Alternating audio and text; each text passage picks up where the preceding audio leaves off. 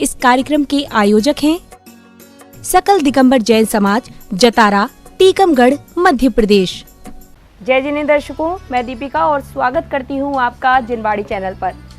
दर्शकों, विशेष प्रसारण के माध्यम से हम आपको 22 जून 2024 से ही मध्य प्रदेश की धर्मनगरी टीकमगढ़ स्थित जतारा में चल रहे श्री 1008 श्री मजनेन्द्र पंच कल्याणक प्रतिष्ठा एवं गजरत महोत्सव के पावन दृश्यों का अवलोकन करा रहे हैं। परम पूज्य संत शिरोमणि आचार्य श्री 108 विद्यासागर जी महाराज एवं परम पूज्य नवाचार्य श्री 108 समय सागर जी महाराज के मंगल आशीर्वाद व परम पूज्य मुंशी 108 सौम्य सागर जी महाराज सत्संग के सानिध्य में आयोजित हो रहे इस महोत्सव में आज भक्तजन हर्षोल्लास से भगवान का जन्म कल्याणक मना रहे हैं। तो आइए दर्शकों, जिनवाड़ी चैनल के विशेष प्रसारण के माध्यम से हम भी प्रभु के जन्मोत्सव में सम्मिलित होकर पुण्यार्जन करते हैं। बोलिए आदिनाथ भगवान की, पंच कल्याणक महामहोत्सव की। आप सभी अभी तक पूजन कर रहे थे, अर्चन कर रहे थे, वंदन कर रहे थे। जन्म कल्याणक की प्रातः काल की वेला बिना किसी भूमिका के आपको उस सभा से लेकर चलूंगा जिसको बोलते हैं देवराज इंद्र की सर्वपुरी की वह सभा, जहां समस्त इंद्र और इंद्राणीगण अपने अपने सिंहासन पर विराजमान होकर उस सभा की शोभा को बढ़ा रहे और किस प्रकार से उस स्वर्गपुरी में विशेष उत्सव महोत्सव मनाया जाएगा।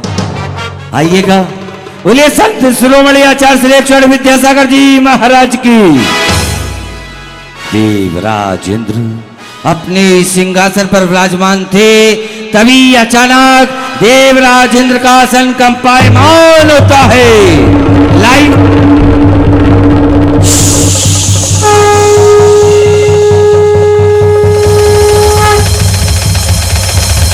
तभी सची इंद्राणी कुछ कहती है। हे स्वामी, क्या बात है? अचानक आपका सिंहासन कंपायमान होने लगा। हे प्रिय, ये आश्चर्य की बात है, महान आश्चर्य। मैं अभी अवधि ज्ञान से ज्ञात करता हूं। और देवराज इंद्र अपने आसन से खड़े हो गए, नेत्रों को बंद कर लिया, तर्जनी उंगली मस्तिष्क पर रख रहे हैं। अवधि ज्ञान चल रहा है, चेहरे पर मंद मंद मुस्कान, बिना किसी को कुछ कहे 7 कदम आगे बढ़ चले, परोक्ष में पहुंचकर प्रभु को अष्टांग नमस्कार करते हैं, अष्टांग नमस्कार करते हैं। नमोस्तु अभिनंदनाय, नमोस्तु तीर्थंकराय, नमोस्तु तीर्थंकराय। ओ नमन है जिन देव तुम्हें नमन है, नमन है जिन देव तुम्हें नमन है। तभी सच्ची इंद्राणी अचंभित होकर अपने स्वामी के पास पहुंची। देखिएगा किस प्रकार से अगला दृश्य। हे स्वामी, आप किन्हीं साष्टांग प्रणाम कर रहे हैं? उठिए। तालियां तो बजना चाहिए। आप तो देवों के देव हैं, देवेंद्र हैं। आप किन्हें प्रणाम कर रहे हैं? यहाँ तो मुझे कोई भी नहीं दिख रहा। आप तो स्वर्गों के अधिपति हैं। आपका मस्तक किनके सामने झुक रहा है स्वामी? मेरी प्यारी सची, मेरी भोली सची, आप तो जानती हैं मैं कोई भी कार्य बिना किसी कारण के नहीं करता। पहेलियां ना बुझाइए, मेरी व्याकुलता को ना बढ़ाइए, मेरी जिज्ञासा का समाधान कीजिए स्वामी। हे सची, बहुत ही सुखद संदेश है। सुखद संदेश स्वामी? आपके चेहरे को देखकर मैं समझ गई। तालियां। यह स्वर्गपुरी का वह दृश्य है जिसको देखकर सची इंद्राणी ये समझ। ऐसे खिलौना है कि चाबी भरे बिना चलते ही नहीं है। हाँ, इन्हें ये नहीं पता कि ताली कब बजाना। हे शची, प्यारी शची, सुनो। जम्बू द्वीप के भरत क्षेत्र के आर्यखंड में, भारत देश में, अयोध्या नगरी में, महाराजा नाभिराय के राजमहलों में तीर्थंकर भगवान का जन्म हो चुका है।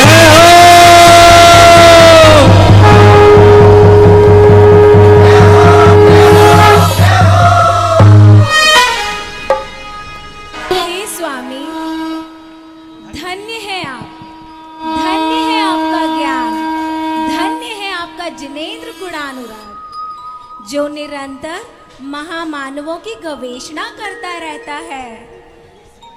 इसीलिए आप स्वर्गों के देव हैं। क्या बात है। मैं धन्य हो गई स्वामी, ऐसे जन्म कल्याणक का सुअवसर। और तभी स्वर्ग में सभी को पता चला, स्वर्गों में खुशियां छा गई, अपने स्थान पर खड़े हो गए। क्या? और इंद्र के पैरों की पायल बजी, आशाएं भक्ति की मन में जगी। और इंद्र के पैरों की पायल बजी, आशाएं भक्ति की मन में जगी। देखो फिर आई सावन की काली घटा, आज इस नगरी में आए हाय स्वर्गपुरी में। जय बोलो जय बोलो जय बोलो जय बोलो जय बोलो जय बोलो जय।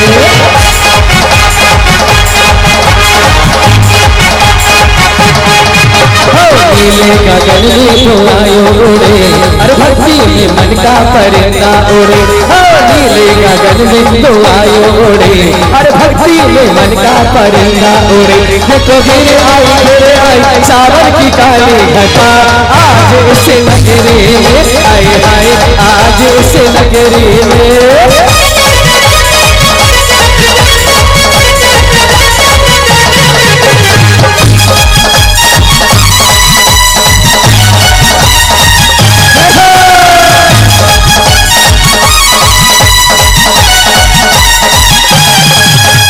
छूमो सभी नाचो सभी और स्वर्गों में छाए बहार। छूमो सभी नाचो सभी और स्वर्गों में छाए बहार। अरे नगरी अयोध्या जन्म हुआ है, नगरी अयोध्या जन्म हुआ है, घरे घरे मंगलाचार। छूमो सभी नाचो सभी अरे नगरी में छाए बहार। छूमो सभी अरे नाचो सभी अरे नगरी में छाए बहार।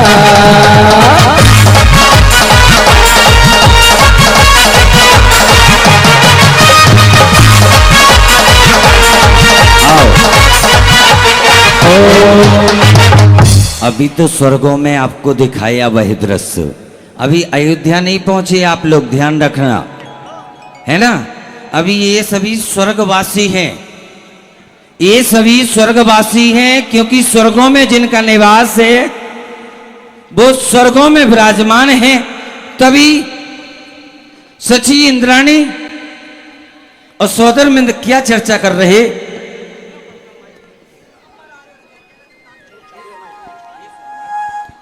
हे स्वामी, यही खुशियां मनाओगे या अयोध्या भी लेकर जाओगे? हाँ हाँ शची, मैं आपकी व्याकुलता समझता हूँ। अभी एक कार्य बाकी है। वह कौन सा स्वामी? मैं अपने परम मित्र कोषाध्यक्ष धनपति कुबेर से कुछ चर्चा करना चाहता हूँ। हे धनपति कुबेर जी, अतिशीघ्र आइए। आपके लिए एक विशेष निमित्त से याद किया है। अगर आप लोग बैठ जाएंगे तो पीछे बैठे हुए बहुत सारे इंद्रदानी हैं, क्योंकि 10-25 लोग के खड़े होने से पीछे वालों को कुछ भी नहीं दिख रहा है, तो आगे वाले बैठ जाओ। हाँ, बाकी लोगों को बिठाओ, सिर्फ सौधर्म और कुबेर 2 पात्र रहेंगे, बाकी बैठो कुर्सियों पर। आदेश कीजिए देवराजन। हे धन कुबेर, आपको तो ज्ञात है अयोध्या नगरी में तीर्थंकर प्रभु का जन्म हुआ है। हे देवराज इंद्र, हमारे लिए क्या आज्ञा है?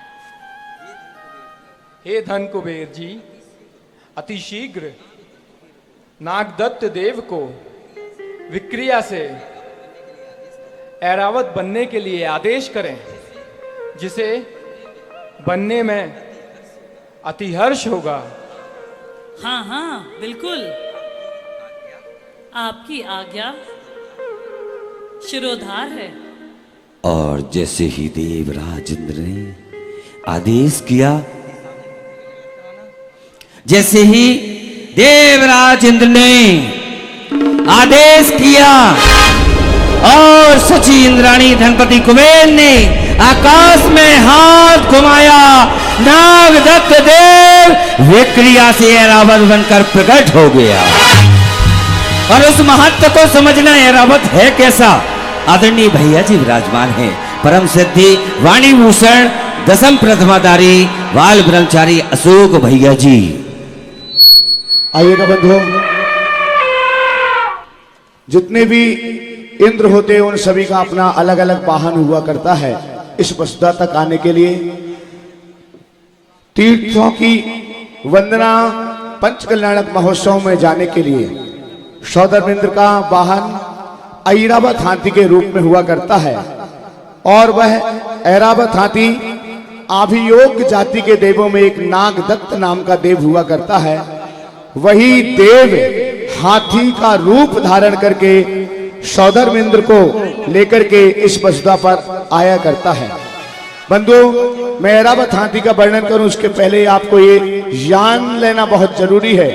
जो लोग आकांक्षाएं रखते हैं, जो लोग इच्छाएं रखते हैं कि मुझे तो स्वर्ग जाना है, मुझे तो देव बनना है, देव पर्याय में सिर्फ देव ही नहीं रहते हैं।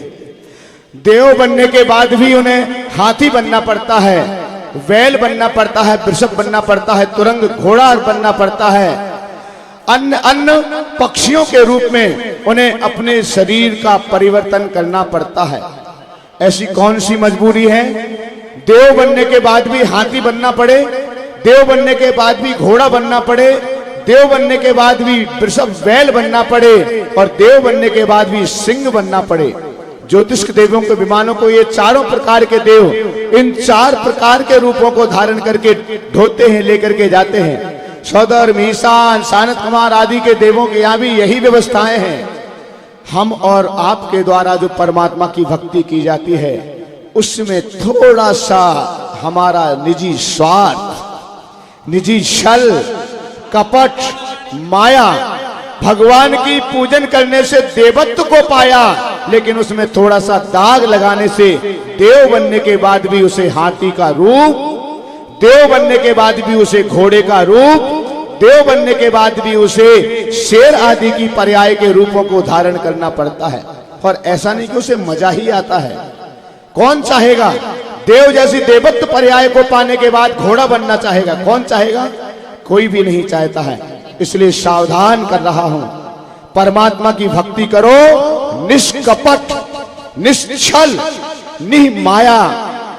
इन सब के साथ अगर परमात्मा की भक्ति करते हैं तो देवत्व भी पाओगे, ईशुत्व भी पाओगे, वशित्व भी पाओगे।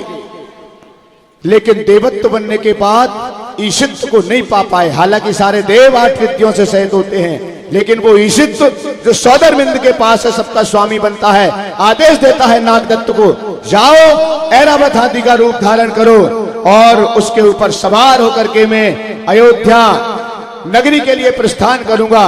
वो ऐरावत हाथी जिसके बारे में आगम में 3 प्रकार के वर्णन मिलते हैं, 3 प्रकार की कथानक उसके रूप में प्रसिद्ध हैं। 1 लाख योजन विस्तार वाला होता है, जम्बू द्वीप का जितना प्रमाण है उतने प्रमाण तो सिर्फ ऐरावत हाथी का प्रमाण माना गया है। जम्बू द्वीप का मतलब होता है भरत आदि 7 क्षेत्र यहाँ पर हैं, हिमवान आदि जहाँ पर 6 पर्वत हैं, कुलाचल हैं, जहाँ पर विदेह क्षेत्र की रचनाएं हैं, जहाँ पर 14 नदियां हैं, जहाँ पर अनेक अनेक सरोवर हैं, इन सब का विस्तार रूप जो जम्बू द्वीप है, उस जम्बू द्वीप के प्रमाण एक हाथी का शरीर होता है। ऐरावत हाथी जिसे हम कहते हैं, वह ऐरावत हाथी जिसके 100 मुख होते हैं। यहाँ तो एक सूंड आपको दिखाई देती है। बहुत से हाथी अगर आजकल बनने लगे हैं तो उनके 3 मुख बना देते हैं, कहीं कहीं पर 7 बना देते हैं, लेकिन एक ऐरावत हाथी जो रूप धारण करता है, एक मान्यता आत्म में निरत नित्य है तोपदेशी, वे पाप ग्रीष्म ऋतु में जल हैं सयाने, पूजूं उन्हें सतत केवल ज्ञान पाने, पूजूं उन्हें सतत केवल ज्ञान पाने। देवादिदेव 1008 वृषभनाथ भगवान की, देवादिदेव 1008 शांतिनाथ भगवान की, परम पूज्य आचार्य परमेष्ठी गुरुदेव श्री विद्यासागर जी महामुनिराज की, पूज्य आचार्य श्री समय सागर जी महाराज की, 3 कम 9 करोड़ मुनिराजों की, पूज्यवर मुनि श्री सौम्य सागर जी महाराज की, समस्त मुनि संघ की नमस्ते। आज तो आपके चेहरों पर मुस्कान को लाने की वजह बताने की आवश्यकता नहीं है, और यदि आज भी वजह बता करके आपको मुस्कराना आए तो ये सिद्ध होगा अभी तक आप बेवजह मुस्कराए थे। आज भगवान का जन्म कल्याणक महोत्सव। कल्याणक का अर्थ जिस भी रूप में आप जानते हो कि कल्याणकारी होता है, कल्याण करने वाला होता, श्रेयस दिलाने वाला होता, कई रूपों में जानते हो, लेकिन कल्याणक का एक अर्थ ये भी है कि जिस भी प्रसंग को आप कल्याणक बनाने जा रहे हैं वो प्रसंग अंतिम प्रसंग होता। जहां तक मोक्ष कल्याणक की बात है वो तो अंतिम है ही। केवल ज्ञान कल्याणक भी ज्ञान का चरम सोपान है। तप कल्याणक भी इस संसार का अंतिम तपश्चरण है, और जन्म कल्याणक भी अंतिम जन्म है, तो गर्भ कल्याणक भी अंतिम गर्भ है। इसका मतलब कोई भी प्रसंग यदि कल्याणक को प्राप्त होगा, जब तक वो अंतिम नहीं होगा तब तक वो कल्याणक बन नहीं सकता। गर्भ कल्याणक 2 दिनों तक आपने मनाया। कल रात्रि में हम, चूंकि आवाज़ तो सब वहाँ पहुँच ही जाती है, भले ही स्वप्न कोई देखे लेकिन नींद तो सबकी खुल ही जाती है। जहाँ तक 16 स्वप्न की बात है, नींद खुले तो तब जब नींद आए। ऐसे पावन प्रसंग जहाँ चल रहे हों, कुछ लोग उन प्रसंगों में दिवा स्वप्न देखते हैं, तो कुछ लोग होते हैं जो रात्रि में स्वप्न देखते हैं। कई दिनों से आप ये सुन रहे थे, 2 दिनों में आपने देखा भी कि माता को 16 स्वप्न दिखे। उनको स्वप्न दिखे कि उन्होंने देखे, बहुत महत्वपूर्ण विषय है। सुन रहे हो आप लोग? पीछे वाले सुन रहे हैं? नाश्ता का समय हो गया, वहाँ की आवाज़ भी आ रही है, लेकिन यहाँ पर भरपेट दिया जा रहा है। भरपेट यदि ले लोगे तो नाश्ता की इच्छा अपने आप समाप्त हो जाएगी। तो महाराज पुण्यार्जक का क्या होगा फिर? पुण्यार्जक हमने उस दिन भी कहा था, जो भोजनशाला के पुण्यार्जक बने हैं, कुछ राशि दे करके वही मात्र पुण्यार्जक नहीं है जो भोजन करने का सौभाग्य भी पा रहे हैं और पुण्य अर्जक कर रहे हैं, वो भी उस भोजन के पुण्यार्जक ही माने जाएंगे, इसलिए चिंता मत करना।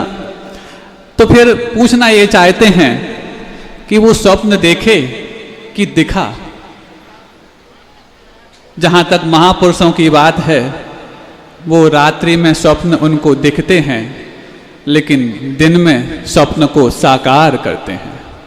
और महापुरुषों के अलावा की यदि बात पूछी जाए तो वो दिन में भी स्वप्न देखते हैं और रात में भी स्वप्न देखना ही चाहते हैं। दिखने और देखने में बहुत बड़ा अंतर होता है।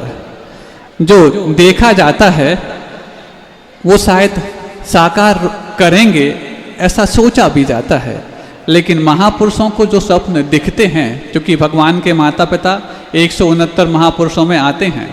पुरुष का मतलब किसी वेद विशेष से मत समझना, यहाँ पर कुछ विशेष व्यक्तित्व से समझना। तो भगवान की माँ को जो स्वप्न दिखे, वो दिखने के बाद उन्होंने उसको साकार करने के लिए कौन कौन से प्रयोग किए, ये तो पिछले 2 दिनों में आपने सुना ही है। अब साकार करने के लिए स्वप्न देखना और दिखे हुए स्वप्न को भी साकार करना, इसमें भी बहुत अंतर होता है। आप लोग साकार करने के लिए स्वप्न देख लेते होगे, लेकिन दिखे हुए स्वप्न को साकार करने का कितना प्रयोग करते होगे हमें नहीं मालूम। 16 स्वप्न दिखे कई बार ये कहते हैं, लेकिन उन्होंने 17वां भी स्वप्न देखा था, इसके बारे में कई लोग अनजान रहते हैं। 17वां तो शायद महाराज जी ऐसा होगा, 16 स्वप्न हैं वो 16 के होते होंगे और 17वां जब होगा जब वो अशुद्धि के हो जाते हैं। ऐसा क्यों? 16-17 करने वालों, 16 स्वप्न 16 के समय देखे जाते होंगे और 17वां स्वप्न जब 17 के हो जाते तब देखा जाता नहीं। 16 स्वप्न जब दिखते हैं उसके बाद क्या उसका परिणमन होने वाला है ये भी पूछ लिया जाता, लेकिन जब 17वां स्वप्न दिखता है कि मुख में हाथी का प्रवेश हो रहा है, ऐरावत हाथी प्रवेश कर रहा है, ये स्वप्न सूचित करता है कि वो जीव जो सबका कल्याण करेगा वो माँ के गर्भ में आ चुका है। ये वो संकेत देता है और इस संकेत को पाकर के फिर सारी व्यवस्थाएं इतनी जल्दी व्यवस्थित होने लग जाती हैं। और व्यवस्थाएं व्यवस्थित क्यों ना हो, जिनको उस जीव को जन्म देना है वो इतने व्यवस्थित हो जाते हैं कि अपना जीवन संयम के रूप में समर्पित कर देते हैं।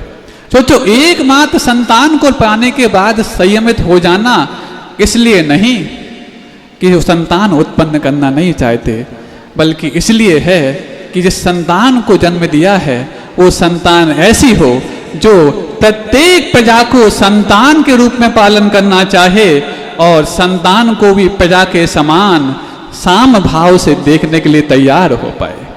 और जब इस संतान को जन्म दिया उसके बाद उसको वो साकार रूप, जिस रूप को पाने के लिए सौधर्मेंद्र का आसन भी कंपायमान हुआ, कुबेर को भी रत्नों की वृष्टि करने की मजबूरी सामने आई। मजबूरी की मंजूरी, आज्ञा पालन करने में कई बार मजबूरी लगती है, लेकिन जब मन की आज्ञा मिल जाए तो वहाँ पर मजबूरी नहीं मंजूरी लगती है। और इस मंजूरी के साथ ही जब आज्ञा पालन का फल सामने आता है तो मजबूती भी लगती है। ऐसे ही पूज्य गुरुदेव की आज्ञा से कई लोगों ने अपने जीवन में मंजूरी के साथ उनके भाव को समझा और भाव को समझने के पश्चात जब उसको अपने जीवन में फलितार्थ किया तो उनके जीवन में पुरानी कमजोरियां भी मजबूती के रूप में बदलने लग गईं। कई सारे उदाहरण आप लोगों के जीवन में देखने को मिले होंगे। यहाँ पर भी कुछ बहनें बैठी हैं जो गुरुदेव के चरणों में कई वर्षों से समर्पित हैं। थी हम क्यों बोलें, जब गुरुदेव भी हम थे नहीं बोल सकते तो वो तो अभी साक्षात बैठी हैं, उनको हम थी क्यों बोलें। हैं, उन्होंने अपनी उस कमजोरी को भी मात दे करके गुरुदेव की बात को मजबूती प्रदान करने के लिए अपने जीवन को जो समर्पित किया है, आज जन्म कल्याणक के दिन इन सबको भी याद करना आपके लिए अपने भावों को प्रांजल करने के लिए आवश्यक बन पड़ता है। जहां तक बात है, आज भगवान का जन्म हुआ और भगवान का जन्म होने के पश्चात एक बात अपने आप में कल्पना के रूप में लाओ। आपको भी आपके माता पिता ने जन्म दिया है। सोचो, यदि आज आपके माता पिता आपको जन्म देने लायक नहीं होते तो क्या होता? जन्म देने लायक होते, जन्म नहीं देते तो क्या होता? जन्म देने लायक होते, जन्म देने का भाव करते, लेकिन जन्म नहीं हो पाता तो क्या होता? सुन रहे हो? ये तीनों प्रश्न कल्पना में अपने आप से पूछो। क्या इन तीनों प्रसंगों में से कोई भी एक प्रसंग हमारे साथ घट जाता तो क्या आज हम जन्म कल्याणक को मना रहे होते? नहीं मना रहे होते तो आज हमारे लिए जन्म कल्याणक को मनाने का सौभाग्य जिन्होंने हमें प्रदान किया है, ऐसे उन माता पिता को भी धन्यवाद देना कि उन्होंने जन्म देने के पहले तुम्हारे लिए जन्म देने से मना नहीं किया। नहीं है तो जैसा अभी महाराज ने बताया कि यदि अनायास वो जन्म हो जाता या जन्म गर्भ के रूप में सामने आता तो कई बार हो सकता है कि घास फूस को भी किसान उखाड़ करके अलग कर देता है, लेकिन हम घास फूस के रूप में नहीं, किसी वृक्ष के रूप में जब माता पिता के गर्भ में रूप में आए, अंकुरित होने के भाव को लेकर के, तब जाकर के माता पिता ने हमें जब साकार रूप प्रदान किया है, उनका यदि हमारे जीवन में ये उपकार नहीं होता तो आज हम ये भी समझने लायक नहीं होते कि जन्म कल्याणक होता क्या है। आज जिस प्रकार की व्यवस्थाएं बन रही हैं, एक दृष्टांत मुझे और याद आ गया। कल भी कुछ दृष्टांत दिए थे। पुराणों के दृष्टांत के साथ साथ जब आज आधुनिक दृष्टांत भी पुराणों के दृष्टांत की बराबरी करते हैं तो मेरे लिए आधुनिक दृष्टांत को रखना ज़्यादा जरूरी बन जाता है। एक पूना के दंपति आए, बहुत स्वाध्यायशील थे। सुन रहे हो आप लोग? आप लोग भी बहुत स्वाध्यायशील हो। आज आपके हम स्वाध्याय की थोड़ी चर्चा कर लें। स्वाध्यायशील थे, लगभग 10 वर्ष हो गए थे उनको दंपति बने हुए। दंपति सब समझते हो? जो पति को दम दे उसका नाम दंपति, कि जो दमदारी पति को दिखाए उसका नाम दंपति। आपके यहाँ क्या व्यवस्था आप लोग जान लेना, लेकिन हम उस दंपति की बात कर रहे हैं जिसका प्रसंग लाना यहाँ पर आवश्यक हमने समझा है। और पत्नी, जिसको धर्म पत्नी कहा जाता है, तभी वो धर्म पत्नी इस संज्ञा को प्राप्त होती है जब वो अपने पति को पतन से बचाती है और पति को और परिवार को धर्म में लगाती है, तभी जाकर के वो धर्म पत्नी कहलाने की अधिकारी मानी जाती है। तो सुनो, जब वो आए स्वाध्याय की चर्चा करने लग गए। बहुत गहन अध्ययन उनका था। पूना में जॉब करते हुए, दोनों पति पत्नी जॉब करते हुए बहुत संतुष्ट भी थे। इसके बीच में भी समय निकाल करके स्वाध्याय कर लिया करते थे। वो इतना गहन अध्ययन हुआ कि गहन प्रश्नों को भी साधुओं के सामने रखने का वो अधिकार प्राप्त करते। और जब उनके प्रश्नों का समुचित जवाब उनको मिलता चला गया तो उनकी विनय और बढ़ती चली गई। होता है, विनय तब भी बढ़ती है जहाँ पर हमारे लिए ये विश्वास हो कि हम जो पाने जा रहे हैं वो यहाँ से अवश्य मिल जाएगा। और तब भी बढ़ जाती है जब विश्वास ना हो, अचानक ये पता लग जाए कि हाँ तो हमें वो मिल गया जिसकी हमने अपेक्षा भी नहीं की थी। दोनों प्रसंगों पर आपकी विनय बढ़ जाती है। आपकी कब बढ़ती है आप लोग समझ लेना, हम तो सिर्फ परिभाषाएं आपको बता रहे हैं।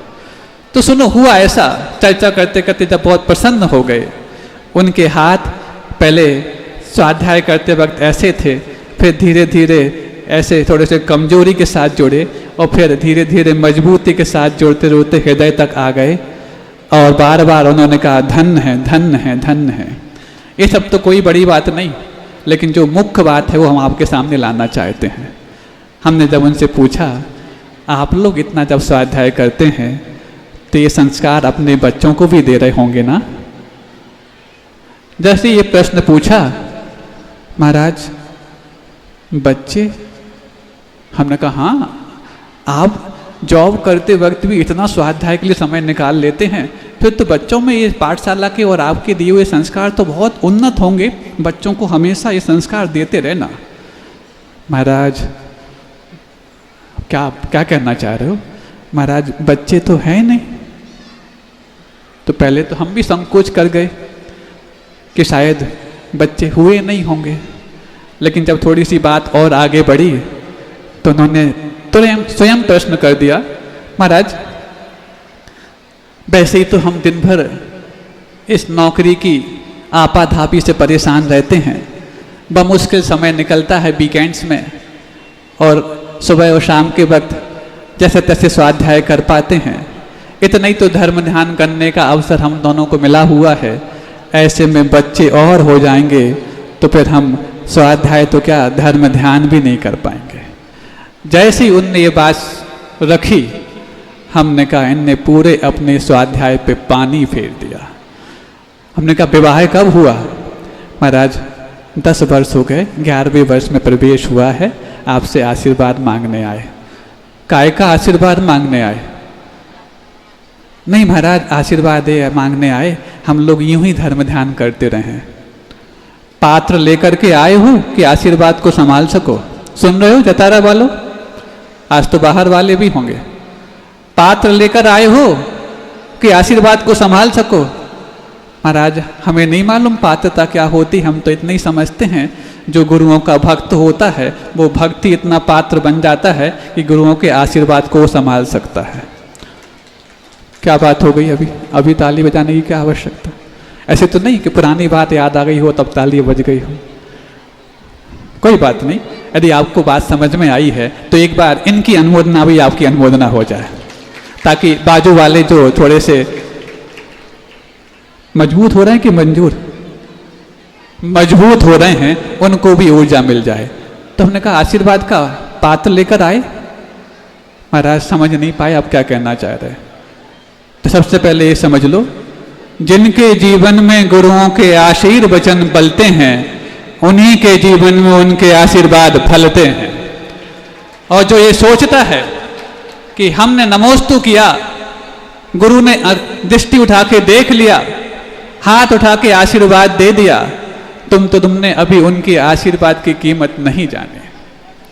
अरे दृष्टि तो सिर्फ उस पर उगती है जो दृष्टि झुका करके भी अपने समर्पण को उनके चरणों में रख देता है, ना कि उसको देखने के लिए उठती है जो बार बार देख रहा हमने नमोस्तु तो किया लेकिन आशीर्वाद मिला कि नहीं मिला।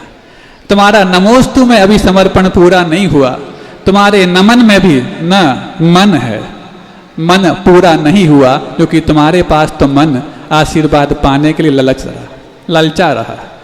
तो फिर महाराज कैसे गुरुओं के आशीर्वचन जिन स्वाध्याय में, जिन पुराणों में, जिन ग्रंथों में तुमने पढ़े हैं, उन आशीर्वचनों में क्या तुमने ये नहीं पढ़ा कि गृहस्थ जीवन का जो फल है सत संतान की प्राप्ति, यदि जो इस फल से मुकर रहा है वो गृहस्थ जीवन से नहीं गृहस्थ धर्म से मुकर रहा है, और मात्र गृहस्थ धर्म से नहीं, वो देशना जो गृहस्थ धर्म और श्रमण धर्म के रूप में तीर्थंकर भगवान की खिरी है, और ये दोनों ही उपहार तीर्थंकरों ने पूरी दुनिया को दिए हैं, एक श्रमण धर्म के रूप में और एक गृहस्थ धर्म के रूप में।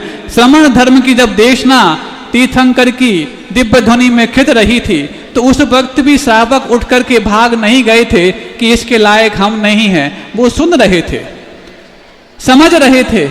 बाद में भले ही अपनी असमर्थता जाहिर कर दी हो कि अभी फिलहाल हम इस योग्य नहीं हैं, लेकिन जब गृहस्थ धर्म की देशना उन्हीं तीर्थंकरों के भीतर की दया के परिणमन के रूप में हम सबके सामने आई, तो गृहस्थों को तो उस देशना को प्राप्त करने का अधिकार भी था और उस देशना को पालन करने का उत्तरदायित्व भी था। आपके घर में यदि कोई शादी पार्टी में आए और कोई यदि गिफ्ट लेकर के आए, बराबरी वाला हो, तो क्या उस गिफ्ट को लौटाते हो? नहीं लौटाते। कोई बड़ा आपसे, चाहे वो पैसों में बड़ा हो चाहे वो सामर्थ्य में बड़ा हो, गिफ्ट लेकर के आए तो मना करते हो। महाराज सामर्थ्य कैसे होगी, वो हमारे घर पे आ गया, यही बहुत बड़ा उपहार है, और वो यदि गिफ्ट लेकर के आ गया तो ये तो उसका और उपकार है, कैसे लौटा सकते हैं। और यदि आपके घर का नौकर भी यदि आपके घर में कोई गिफ्ट लेकर के आया हो तो उसको ये कहते हो कि तुम मुझे क्या दोगे, मुझसे तो कमाते हो। नहीं, अरे वो वहां पर उपहार लेकर के मात्र नहीं आया, भाव लेकर के आया है, जिसके भावों का सम्मान करना एक इंसान के लिए बहुत आवश्यक होता है। तो हम अपने घर के नौकर की गिफ्ट को भी नहीं लौटाते।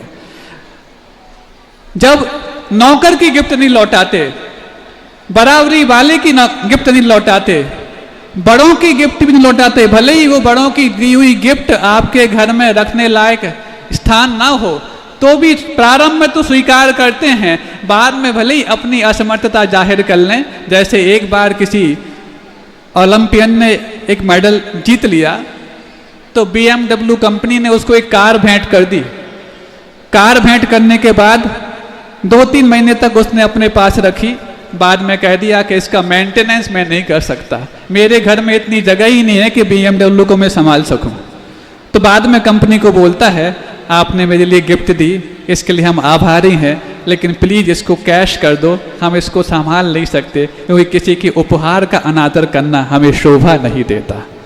ऐसा उसने कह दिया। मतलब हम बराबरी वाले का उपहार भी नहीं लौटा सकते, नौकर का भी उपहार लौटा नहीं सकते, बड़ों का भी नहीं लौटा सकते, तो जो इस युग के सर्वश्रेष्ठ व्यक्तित्व हैं, ऐसे तीर्थंकरों का उपहार हम कैसे लौटा सकते हैं। उन्होंने 2 ही उपहार दिए हैं, एक श्रवण धर्म के रूप में और एक श्रावक धर्म के रूप में।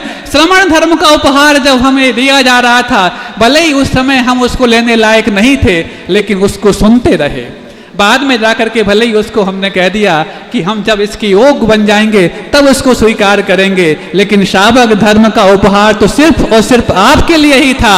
यदि उसको भी लौटाने की तुम्हारे अंदर जिद पैदा हो गई है, साहस पैदा हो गई है, तो आज के बाद ये संकल्प करना, कभी भी हमारे घर में कोई शादी पार्टी फंक्शन कुछ भी हो, हमारे घर में कोई भी कितना बड़ा उपहार लेकर के आए, उसको भी हम उसी बेरहमी से दुत्कार देंगे जिस बेरहमी से हमने तीर्थंकरों का उपहार लौटाने का दुस्साहस कर लिया। और नहीं तो फिर ये स्वीकार करना, यदि श्रवण देशना हम नहीं समझ पाए तो श्रावक देशना के रूप में भी जो हमारे लिए गृहस्थ धर्म बताया है, हम अपनी क्षमता और भूमिका के अनुरूप उसको अवश्य पालन करेंगे।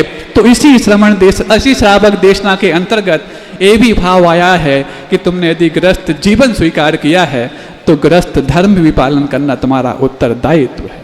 और गृहस्थ धर्म यही बताता है, क्योंकि गृहस्थ जीवन तो 4 में से 3 गतियों के जीवों के पास है बंधु। 4 गतियां होती है ना, कौन कौन सी होती बताओ?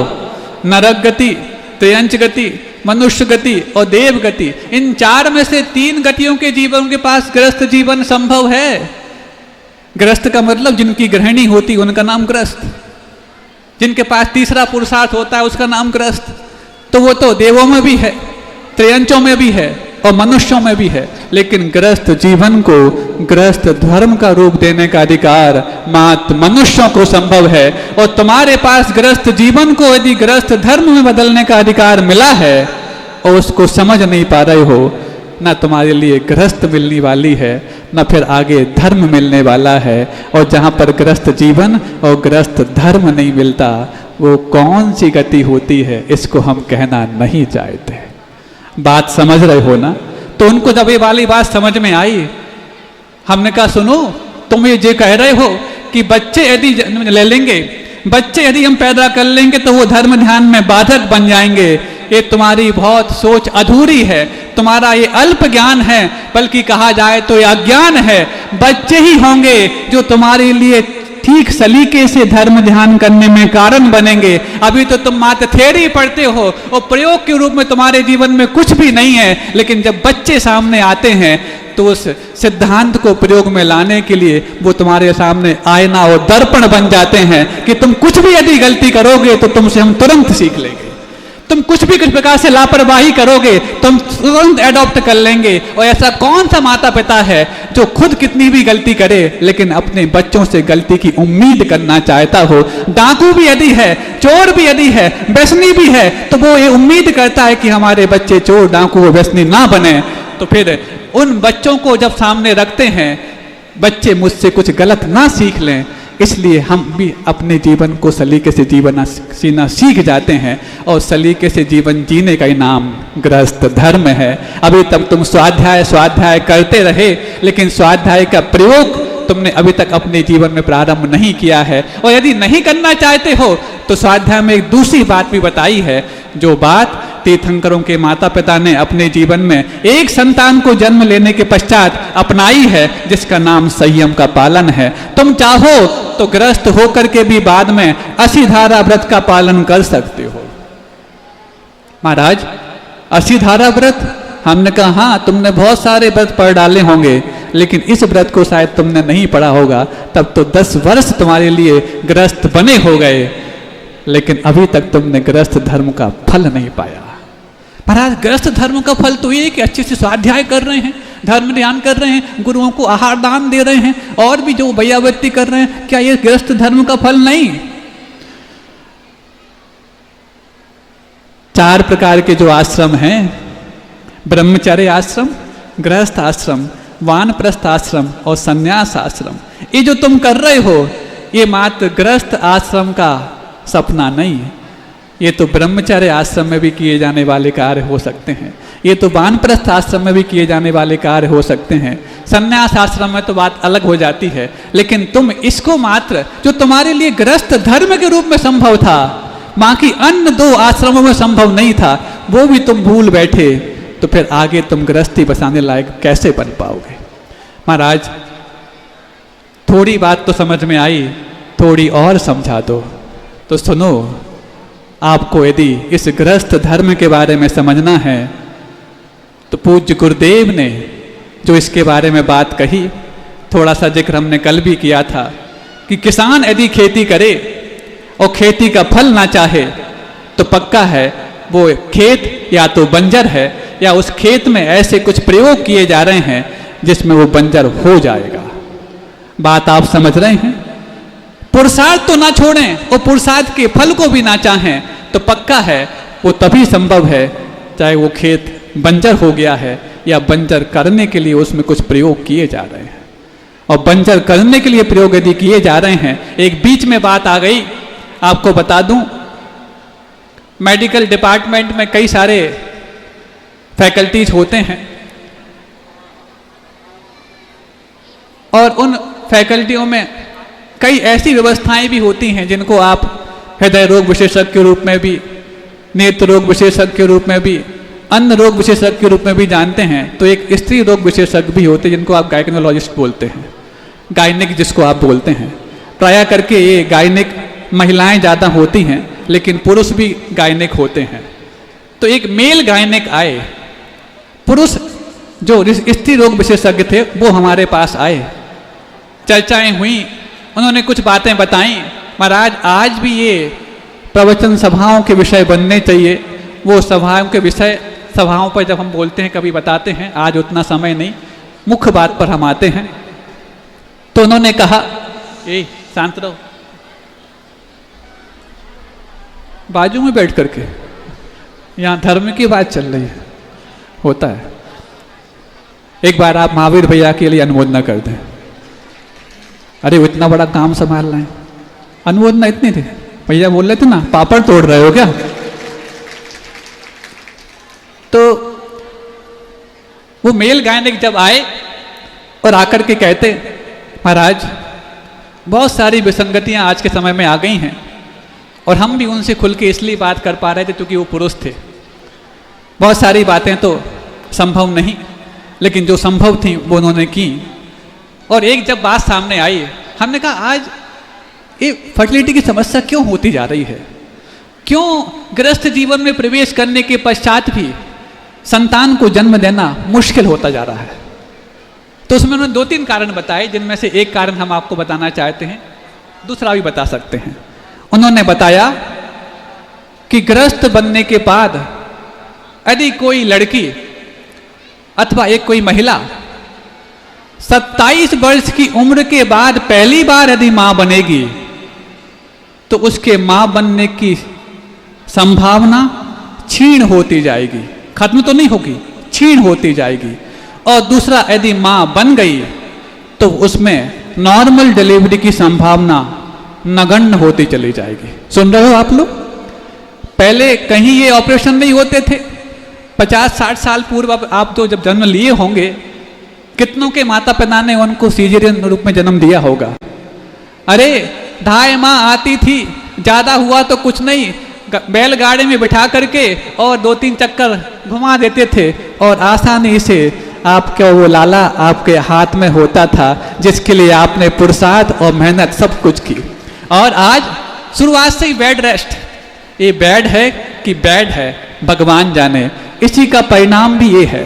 दूसरा, उन्होंने कहा 27 वर्ष की उम्र के बाद यदि है तो फिर मातृत्व के लिए जो आवश्यक शरीर की बनावट है उसमें परिवर्तन होने लग जाते हैं और उस परिवर्तन के कारण ही फिर नॉर्मल डिलीवरी की संभावनाएं खत्म होती चली जाती हैं। और आज 27 वर्ष की उम्र में पहली संतान को जन्म देना संभव हो कैसे? क्योंकि 30-30 वर्ष तक तो आपकी बेटियां पढ़ाई करने के लिए घर से बाहर रहती हैं।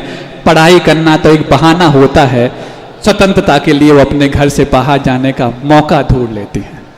सोचो, यदि आपके माता पिता ने भी आपको यदि अपनी पहली संतान के रूप में जन्म दिया है और यदि इतने लेट हो गए होते तो क्या तुम इतनी आसानी से इस जमीन पर जन्म लेने वाले बन पाते? तो आज जन्म कल्याण के दिन तुम्हें सोचना है, या तो तुम ये तय कर लो कि हमें गृहस्थ जीवन में जाना ही नहीं है, और यदि जाने का तुम्हारा मन है तो गृहस्थ जीवन का फल मन में रख करके गृहस्थ जीवन को स्वीकार करेंगे। और यदि फल भी नहीं चाहते हो और तुमसे यदि अपने जीवन की एक कमजोरी भी नहीं नियंत्रण में आ रही है तो फिर तीसरे वेद के लिए तैयार रहना, जिसको नपुंसक वेद बोलते हैं। इसकी तैयारी इस जीवन में भी होगी और अगले जीवन में तो फल के रूप में अवश्य प्राप्त हो सकती है। जब उनको ये वाली बात समझ में आई, महाराज बहुत बड़ी गलती हो गई। फिर एक चीज और हमने कही उन डॉक्टर साहब से, हमने कहा भावनाओं का भी प्रभाव पड़ता है। जब 10-10 वर्ष तक यदि आप संतान नहीं चाहते हैं तो इन भावों से आपने ऐसे कर्मों को संचित कर लिया है कि जब आप चाहोगे तो संतान जन्म नहीं लेगी। और फिर होता ऐसा है, तमाम तरह की आज आधुनिक पद्धतियां विकसित हो गई। उन आधुनिक पद्धतियों को विकसित होने के पश्चात आप ये उम्मीद तो करते हो कि हम संतान को जन्म देने लायक बन जाएंगे, लेकिन संतान को जन्म देना अलग बात है और रोबोट को जन्म देना अलग बात है। महाराज ये क्या कह दिया आपने? रोबोट तो मशीन होती है। हाँ, आज दुनिया की व्यवस्थाएं बदल गई हैं। आज तो मशीनों को भी नागरिकता मिलने लग गई है।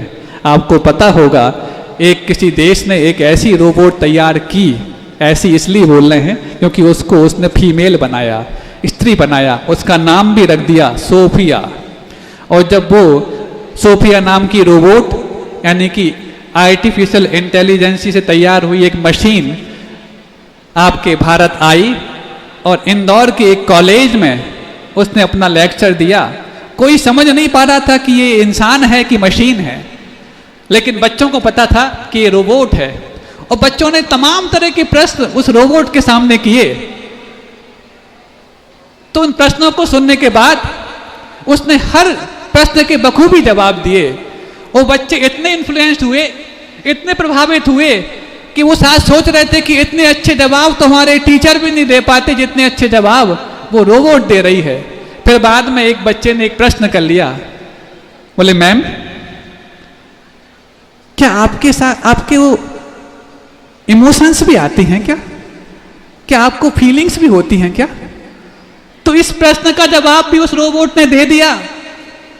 आप इतना इमोशनल क्वेश्चन मत करिए ना। सुन रहे हो? जब उस किसी बच्चे ने उससे पूछा कि मैम आपके पास कुछ फीलिंग्स हैं क्या, तो वो रोबोट बोलती है आप इतना इमोशनल क्वेश्चन मत करिए ना। मतलब इस चीज का वही जवाब उसमें फीड है, लेकिन रोबोट जो फीडिंग है वो तो आपको बता सकता है, फीलिंग को नहीं बता सकता। दुनिया कितनी भी उन्नति कर जाए, भले ही अपने आत्मीयता के संबंधों को उपयोगिता के संबंधों में तब्दील करता चला जाए, लेकिन उपयोगिता के संबंध भले ही इंसान के रूप में हों, लेकिन जब तक उसमें आत्मीयता का संबंध नहीं जुड़ता है तब तक वो रोबोट के अलावा और कुछ नहीं होता है। और यदि तुमने भी अपने घरों में आत्मीयता को खत्म करके और यदि मात्र उपयोगिता के संबंधों को स्थापित कर लिया है तो तुमने भी अपने घर में एक मशीन को लाके रख लिया है, चाहे वो माता पिता के रूप में हो, चाहे माता पिता के बच्चों के रूप में हो। अब जब उस मशीनों को भी नागरिकता मिलने लग गई, उस देश ने तो उस सोफिया नाम की रोबोट को नागरिकता भी प्रदान कर दी। सोचो कैसा समय आ गया, एक तरफ तो मनुष्यों से नागरिकता छीनी जा रही है और दूसरी तरफ मशीनों को नागरिकता प्रदान की जा रही है। ऐसे दौर में जब ये दुनिया प्रवेश कर रही है, आज का जन्म कल्याणक तुम्हारे लिए बहुत बड़े प्रश्नों को सोचने के लिए मजबूर कर रहा है, क्योंकि इस मजबूरी के पीछे कारण भी है। अमेरिकन राष्ट्रपति जो बाइडेन अभी जो वर्तमान में हैं, चुनाव तो आगे आने वाला है, उन्होंने एक चिंता जाहिर की। सभी लोग सुनो, पीछे वाले भी सुनो और जो यहां वहां घूम रहे हैं वो भी सुनो। उन्होंने एक चिंता जाहिर की, वो चिंता ये थी कि बढ़ते हुए एआई के प्रयोग, जिसको आर्टिफिशियल इंटेलिजेंसी बोलते हैं, मानव सभ्यता पर किस हद तक असर डालेंगे। तो सारे एआई के एक्सपर्ट्स जो थे वो न्यूयॉर्क में इकट्ठे हुए, आज से कुछ महीनों पहले की बात हम बता रहे हैं। और जब उन्होंने मंथन किया, विचार विमर्श किया, तो एक चौंकाने वाला परिणाम सामने आया। यदि इसी तरीके से एआई के प्रयोग बढ़ते चले गए तो सन 2045 तक मानव सभ्यता खतरे के निशान के ऊपर पहुंच जाएगी, क्योंकि आज मनुष्यों के पास आत्मीयता के संबंधी तो थे जो उनके लिए एक दूसरे के पूरक बनने के लिए कारण बनते थे, और अभी आत्मीयता और उपयोगिता के दोनों के संबंध समाप्त होकर के मशीन ने यदि उसका दर्जा प्राप्त कर लिया है, तो कौन मनुष्य है जो मनुष्य से अपने किसी संबंध को प्राप्त करने के लिए मेहनत और पुरुषार्थ करेगा। जब सोचो, दुनिया भी इस बारे में सोचने लग गई है और आप अपने बच्चों को इसी प्रकार की शिक्षा दिलाने के लिए अपने घर से बाहर ढकेल देते हैं, ये मान करके बच्चे चाहे छोटे हों तो स्कूल भेज देते हैं, 6 घंटे के लिए छुट्टी मिल जाएगी, कम से कम मैं तो माथा दर्द होता था। अरे जो शिक्षा एक कला के रूप में थी उसको तुमने बला मान लिया और बच्चों को स्कूल में ढकेल दिया। वहां जाके क्या सीख करके आएगा? वही सीख करके आएगा जिन भावों से तुमने उसको वहां पर ढकेला था।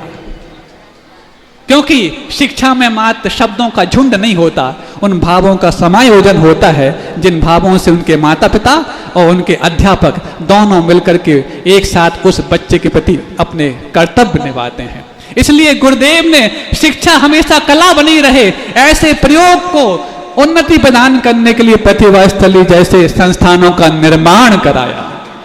अरे सोचो, जो बहनें, एक बात और हमने कहा कि प्रतिभा स्थली मात्र एक अच्छे कैंपस का नाम नहीं है, अच्छी बिल्डिंग का नाम नहीं है, अच्छे मेधावी छात्रों का नाम नहीं है, अच्छे वहां पर सुविधाओं का नाम नहीं है।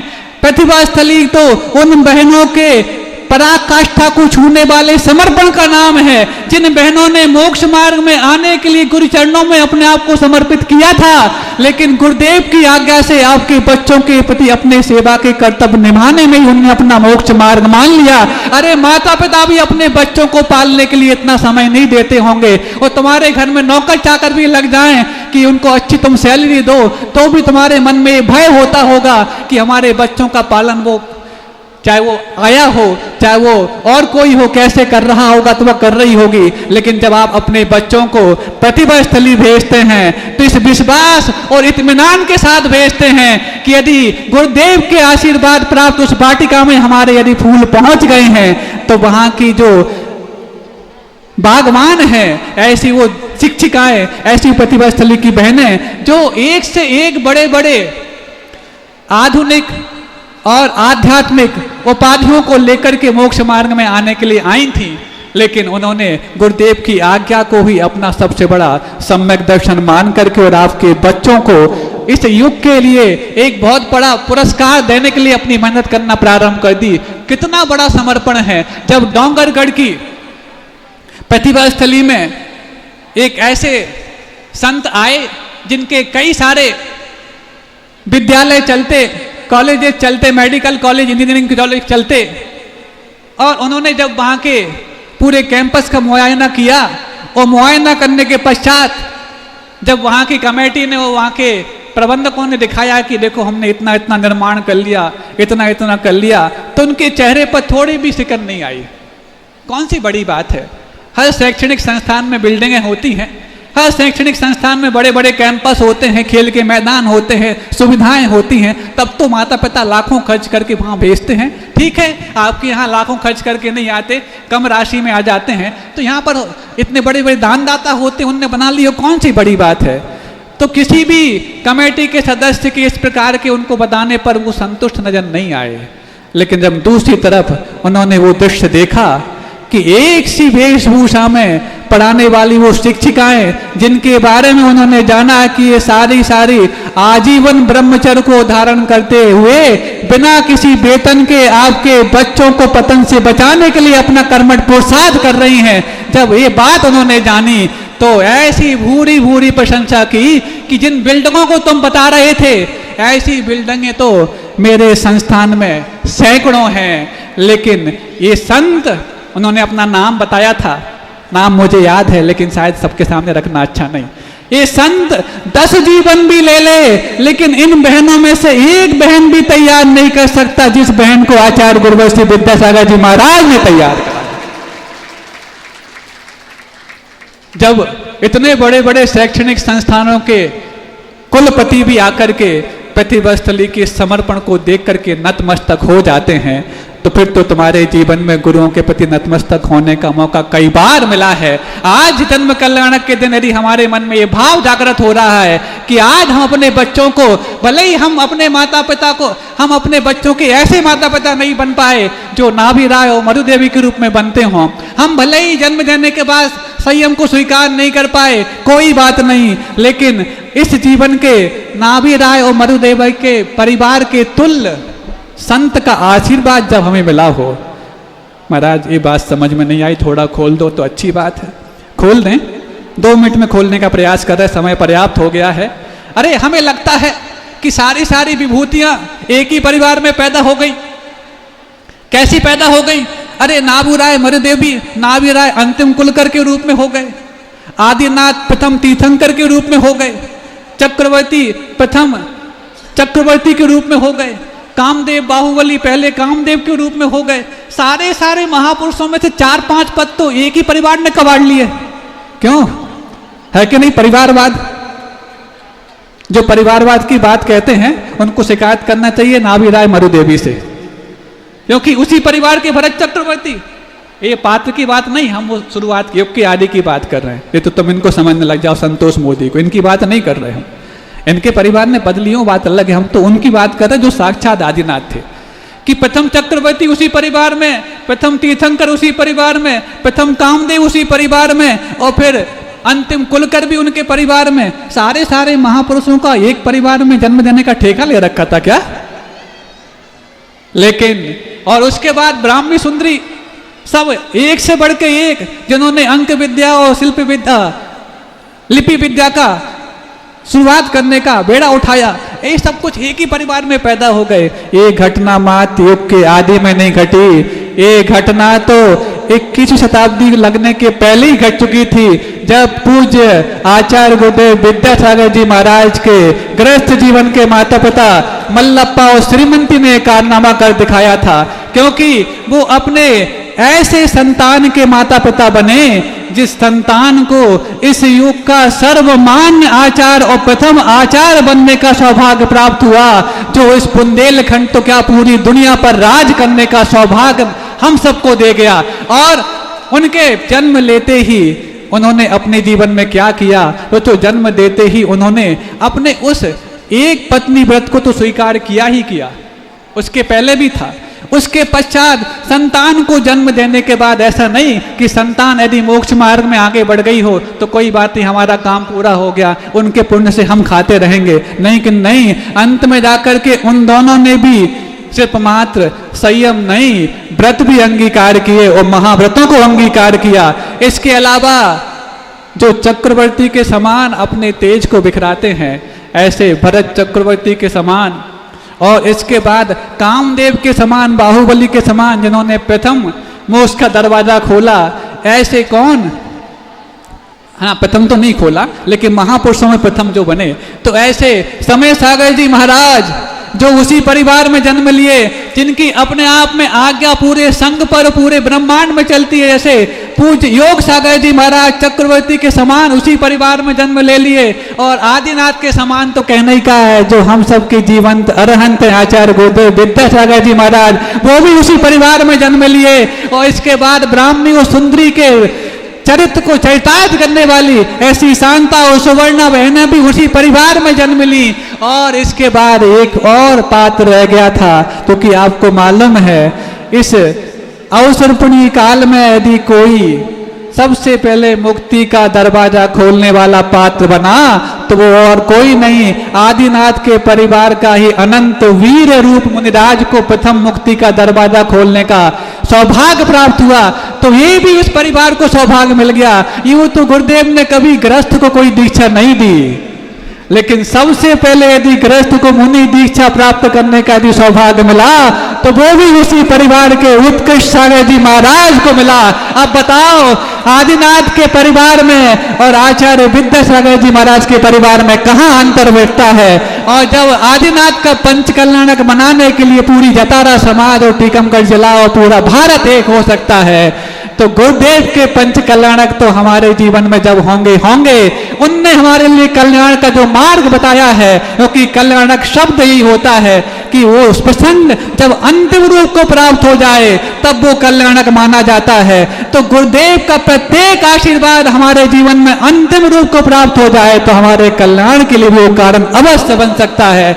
और एक दिन ऐसे विश्व कल्याण की भावना भाने वाले, जो कि लोक कल्याण की भावना सम्यक दर्शन को शुद्ध करने के साथ जब भाई जाती है, उसी का नाम दर्शन विशुद्धि भावना मानी जाती है। और दर्शन विशुद्धि भावना 16 कारण भावनाओं में से वो भावना मानी जाती है जिसके बलबूते पर तीर्थंकर प्रकृति का बंध निश्चित हो जाता है। बाकी अन्य भावनाएं भाव नहीं भा पाए तो एक भी पर्याप्त है, लेकिन बाकी अन्य भी भाई हैं तो पहले तो अनिवार्य है। ऐसी वो दर्शन विशुद्धि भावना जो कि गुरुदेव कहते हैं और कहते रहेंगे कि दर्शन विशुद्धि अथवा 16 कारण भावनाओं को भाने के लिए तत्वाद सूत्र की परंपरा में कहीं नहीं लिखा कि किसी केवली और सुत केवली अथवा तीर्थंकर के पादमूल की आवश्यकता है। उसमें सिर्फ इतना लिखा कि 16 कारण भावनाओं को भाने की महत्व आवश्यकता है। तो आज भले ही केवली सुत केवली तीर्थंकर नहीं है, लेकिन 16 कारण भावनाओं की अनुमति आज भी है। और जिसने सलीके से 16 कारण भावनाओं को भाने की एक मिसाल कायम की है, वो आज हम सबके हृदय में मसाल बनकर के पूरे अंधकार को भगाने के लिए पर्याप्त हैं, जिनका नाम आचार्य गुरुवंश विद्यासागर जी महाराज। और यदि वो भावी तीर्थंकर यदि हों तो इसमें कोई संदेह की बात नहीं, वो तीर्थंकर अवश्य बनेंगे। हम सब आज भावना बहाएं कि आज जन्म कल्याणक के दिन जब भी वो अगले जन्म में तीर्थंकर बनेंगे, अभी तो देव पर्याय में हैं, जब भी वो अभी तो स्वर्गों के देवता हैं, जब वो धरती के देवता बनकर के सामने आएंगे, हम उनके किसी भी कल्याणक में भाग ले पाए ना ले पाए, उनके केवल ज्ञान कल्याणक में जब वो समोसरण में विराजमान हो तो उनकी समोसरण की सभाओं में बैठने का मौका भी यदि हमें मिल जाएगा तो ये हमारे गुरुदेव के प्रति सच्ची भक्ति मानी जाएगी। ऐसे कई प्रयोग गुरुदेव ने किए हैं। और अंतिम बात जिसको हमने लेके शुरुआत की थी, हम कर दें कि अपने माता पिता को इसलिए भी तुम धन्यवाद देना क्योंकि तुम्हारे लिए उन्होंने जन्म देने लायक बनाया। नहीं है तो जन्म देने लायक हो करके भी जन्म नहीं देते तो सोचो हम आज कहाँ रहे होते। और आज जब आवश्यकता है कि जनत्व को सुरक्षित करने के लिए हम अपने बाजुओं में दमखम लेकर के आए, अरे आप ही के सामने सामने आपकी घर की बेटियां ऐसी शिक्षिकाएं बन करके अपने शरीर के स्वास्थ्य की प्रतिकूलता को नजरअंदाज करते हुए मातु गुरुदेव के भाव को अंदाज में ला करके इतना बड़ा काम किए हैं, तो हम सबको भी एक काम करना है कि हम अपने जैनत्व को सुरक्षित करने के लिए जो संस्कार अपने बच्चों को देंगे उनको एक संस्कार अवश्य देंगे कि तुम्हें कभी भी यदि ग्रस्त जीवन में जाने के भाव हो तो उसके फल को नजरअंदाज मत करना। और यदि तुम बालक के रूप में जन्म ले रहे हो अथवा बेटियों के रूप में जन्म ले रहे हो तो तुम्हारा कल्याण तब होगा जब तुम्हारा गुरुदेव के वचनों पर श्रद्धान अंतिम होगा। और गुरुदेव के वचनों का श्रद्धान अंतिम जिनके जीवन में चरितार्थ हो जाता है वो एक ना एक दिन कल्याण को प्राप्त हो जाता है। और आज जिस प्रकार की बाहरी शक्तियों के माध्यम से जैनत्व पर आंच आ रही है तो आवश्यकता है जैनत्व के सरोकारों को एकजुट होने की और अपने बाजुओं में दमखम भरने की। और इसके लिए पूज्य निर्यापक श्रमण मुनि पुंगव सुधा सागर जी महाराज ने जो अभियान आप सबके सामने रखा ललितपुर में भी दमोह में भी कि वहाँ पर अपने शरीर को अपने शरीर के साथ साथ स्वास्थ्य को और स्वभाव को उन्नति प्रदान करने के लिए तन और मन को स्वस्थ करने के लिए जो व्यायाम की आवश्यकता होती है वो व्यायाम भी हमारे जीवन में आयाम को प्राप्त हो। और आज शायद सुने हैं कि ललितपुर की व्यायामशाला से भी आपके यहाँ कुछ आए हैं। कभी भी क्षत्रिय अपने हाथों में शस्त्र इसलिए नहीं उठाता कि वो किसी पर वार करना चाहता है। छतात पापा त्रायते इति क्षत्रिय, जो पापों से संतान की उपजा की रक्षा करता है उसका नाम क्षत्रिय होता है। दूसरों को डराने के लिए भले उसके हाथ में अस्त्र शस्त्र आ जाएं लेकिन वो अपने लिए तो जगाने के लिए शास्त्र को अपने हृदय में धारण करता है। ऐसे हम सब के लिए भी एकजुट होने की आवश्यकता है। और अब जबकि हमारे आयतनों पर इतने बड़े बड़े नए नए प्रसंग प्रतिदिन आते रहते हैं, चाहे वो पावड़गढ़ का प्रसंग हो, चाहे वो गिरनार का प्रसंग हो, चाहे वो सम्मी शिखर का प्रसंग हो, हम सब के लिए किसी को आक्रमण नहीं करना है। लेकिन किसी का आक्रमण हो तो तुम्हारा विरोधी हिंसा का त्याग भी नहीं है, ये भी आपको समझना है। आज जन्म कल्याणक का दिन है, बहुत सारी बातें और भी हैं अभी, लेकिन समय पर्याप्त हो गया है। आपके जीवन में आज का प्रसंग आपके लिए भी अंतिम प्रसंग बन पाए। इन्हीं भावनाओं के साथ अहिंसा परमो धर्म की बोधि समाधि परिणाम शुद्धि स्वात्मोपलब्धि शिव सौख्य सिद्धि चिंतामणिम चिंतित वस्तु दाने तां वंदे मानस्य ममास्तुते। चलेगा, नौवान नमोकार मंत्र का जाप कर लीजिएगा। और सची इंद्राणी अंदर जब तक तैयारी में है, मंच को थोड़ा व्यवस्थित करो, कुर्सियां वगैरह चेंज करो वहां से। और यहाँ पर हम आमंत्रित कर रहे हैं श्री विद्यासागर व्यायामशाला ललितपुर, जिसका अभी महाराज श्री ने अपने उद्बोधन में जिक्र किया है। वो प्रदर्शन आप 2-5 मिनट का प्रदर्शन यहाँ पर देखेंगे। एक पत्थर आप देख रहे हैं 4 इंच मोटा, जिसे सीने पर रख करके तोड़ेंगे। एक प्रदर्शन शक्ति के रूप में तो चलेगा। हजारा का प्रदर्शन वीर विद्यासागर व्यायामशाला यहीं पर रखा श्री पले शिक्षिता के साथ में। और तब तक सौरभ हाँ वहां दिखा दो, एक बार पब्लिक को दिखा दो। ये पत्थर जो 4 इंच मोटा पाषाण ज्यादा बुक हो चुके हैं, जिनके लिए भी इन कलशों को प्राप्त करना है वे बाहर काउंटर लगा हुआ है कार्यालय का, वहां से आप अपने पैसे जमा कराएं और वहां से आप अपने कलश प्राप्त कर सकते हैं। धोती दुपट्टा आपको अपने घर से लेकर के आना है, सारी व्यवस्थाएं आपको लेकर के आना है। वहां पर हम धोती दुपट्टों की व्यवस्थाएं नहीं कर सकेंगे क्योंकि समय उतना वहां पर नहीं रहेगा। एक बात पुनः आपके लिए बता दें, दोपहर लगभग 12 से 12:30 के आसपास जन्माभिषेक प्रारंभ होगा पांडुकशिला पर। 3 बजे से इसी पंडाल में जितने भी तीर्थंकर परमात्मा हैं उनके वस्त्र और आभूषण पहनाए जाएंगे। उसके बाद कृष्ण सुदामा की सुंदरतम नाटिका की प्रस्तुति और महाराज श्री का दिव्य मंगल उद्बोधन प्रवचन। साथ ही सौभाग्य आपके हाथों में होगा, आप अपनी पुण्यानुभूति राशियां लेकर के आइए और महाराज श्री के श्री चरणों तक समर्पित करने का पावन सौभाग्य पाइएगा। हम जब से छुए चरण के मेरे भाग जग गए, तालियां तालियां। जब से छुए चरण के मेरे भाग जग गए, ऐसा हुआ असर। हाँ, 8 दांत होते हैं और प्रत्येक दांत पर एक एक तालाब होता है, सरोवर होता है। प्रत्येक सरोवर में 25-25 कमलनी होती हैं और प्रत्येक कमलनी पर 125 कमल होते हैं और प्रत्येक कमल में 108 पत्ते होते हैं और प्रत्येक पत्ते पर एक एक अप्सरा नृत्य करती है। क्या अनुपम दृश्य होता है, क्या आनंद।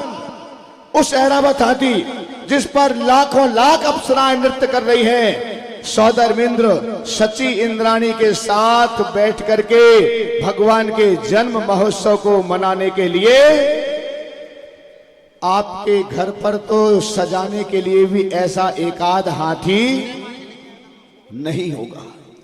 इसलिए मैं जहां भी रहता हूं ये अनुरोध करता हूं कि आपके पास इतनी संपत्ति है, इतना बड़ा व्यापार है, धन वैभव है, जीवन में एक बार अगर कमा सको तो ऐसा पुण्य कमाना।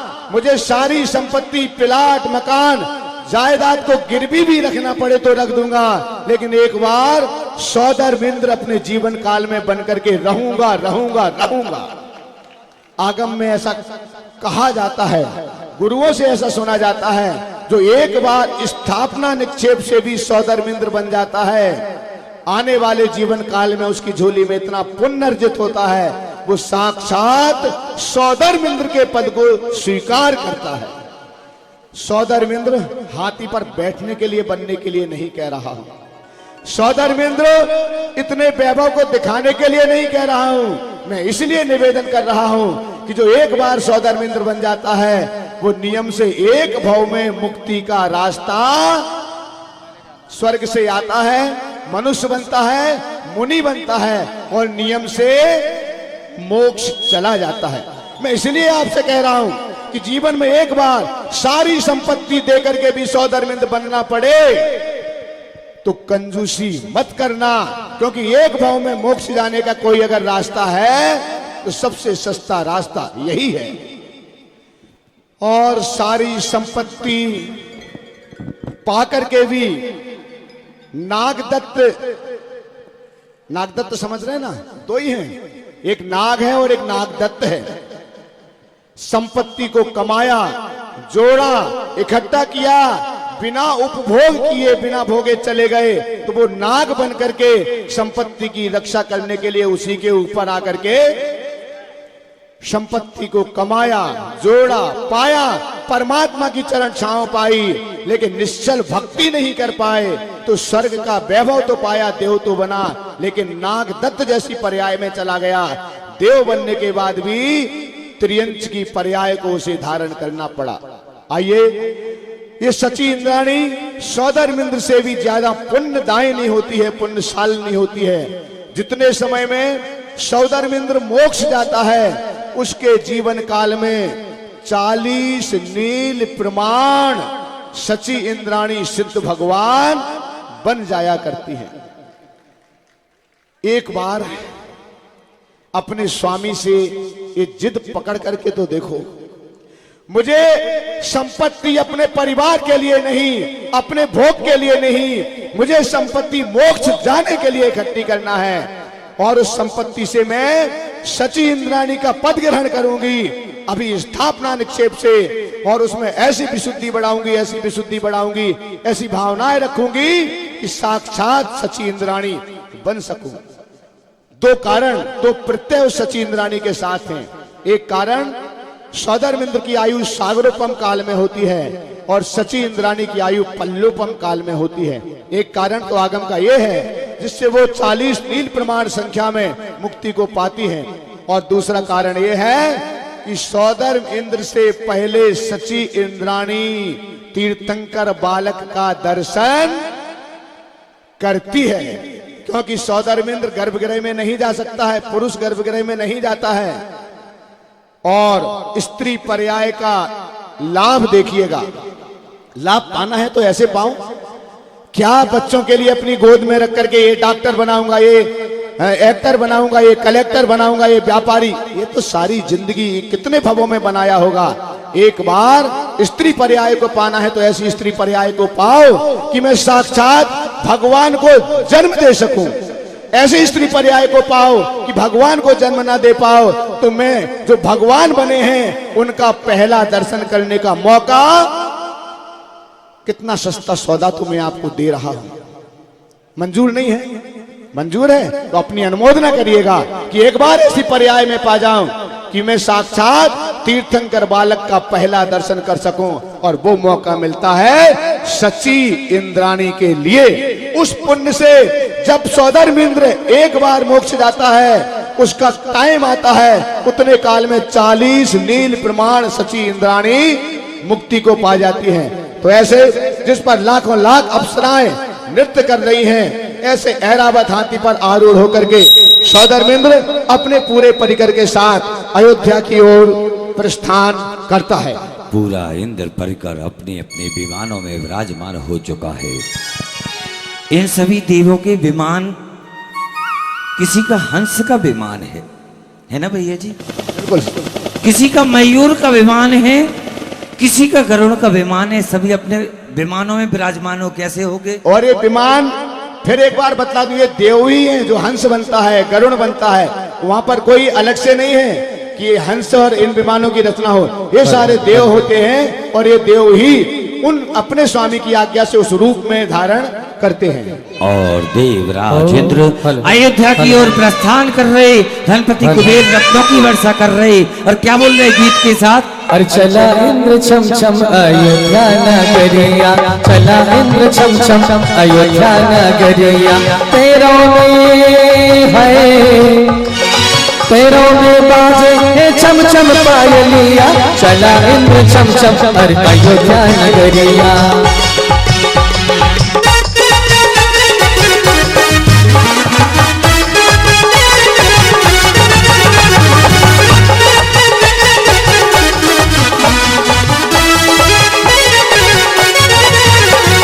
नगरी अयोध्या में हम सब आए,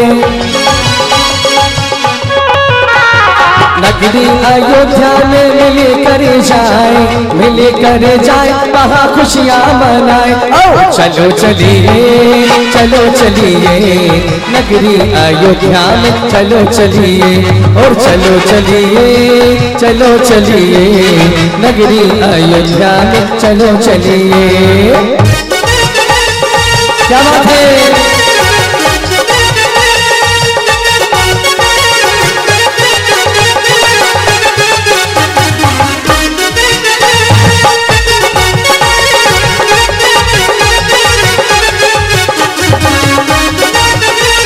स्वर्गों से चले कर इंद्रों की टोली नगरी अयोध्या में आई है, नगरी अयोध्या में आई है। चलो चलिए, चलो चलिए, नगरी अयोध्या में चलो चलिए। चलो चलिए, चलो चलिए, नगरी अयोध्या में चलो चलिए। देखिएगा देवराज इंद्र उस अयोध्या की ओर प्रस्थान कर चुके। तभी उस अयोध्या के राज दरबार में महाराजा नाभिराय अपने सिंहासन पर विराजमान है, विद्यमान है। किस प्रकार से एक सूचना के माध्यम से भी उन्हें एक संकेत मिलता है।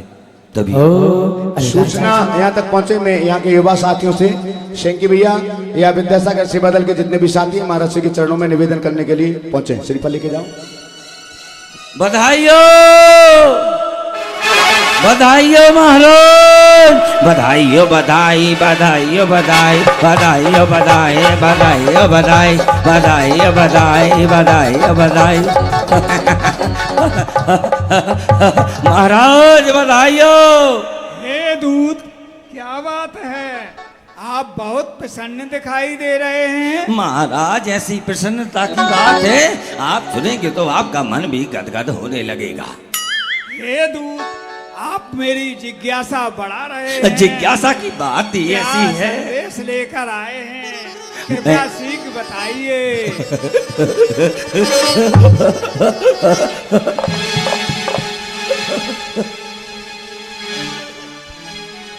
महाराज ऐसी सूचना आज तक अभी तक आपको किसी ने सुनाई नहीं होगी।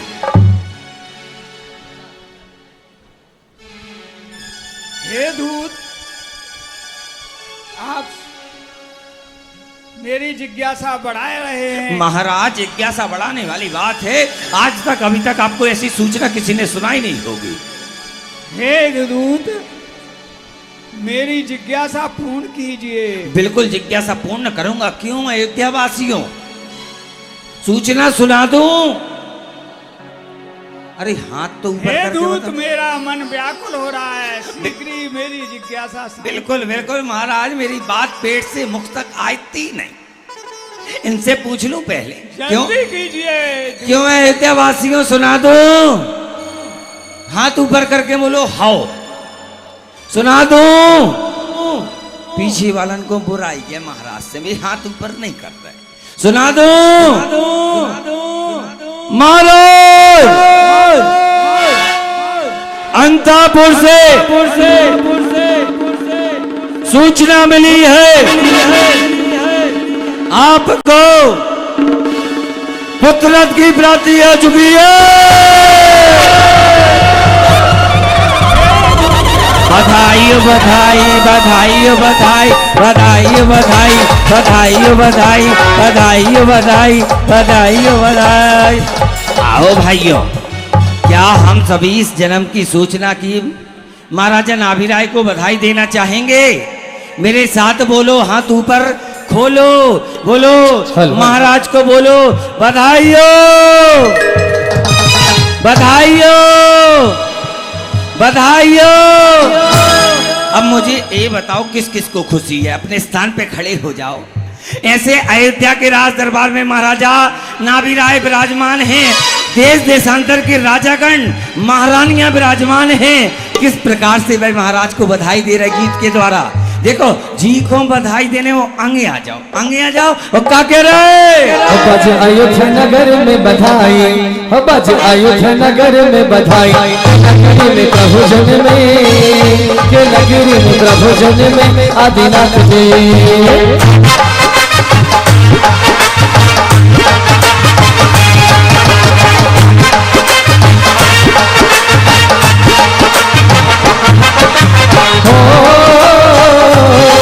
शुभ घड़ी जन्म की आई, और शुभ घड़ी जन्म की आई। आज हो, आज हो, और शुभ घड़ी जन्म धर्म भाई, अभी भैया जी ने बोला था कि आगे आगे वाले तो भक्ति कर ले। भैया जी आगे आगे वाले हाँ, वे भक्ति नहीं कर रहे। हाँ, कैमरा में फोटो आए ऐसे। कोषाध्यक्ष धन कुबेर के साथ आपको विशेष भेंट लाया हूं। जन्म कल्याण की बधाई हो महाराज। हे अयोध्या वासियों, क्या मेरे साथ आप सभी बधाई देना चाहेंगे? हाथों को ऊपर करें, मेरे साथ बोलें बधाई हो, बधाई हो, बधाई हो।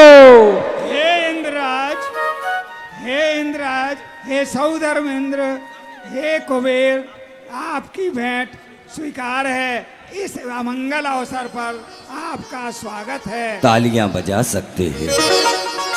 स्वर्ग से आखिर अयोध्या में सौधर्मेंद्र पधारे क्यों हैं, अभी ये आपको आगे पता चलेगा।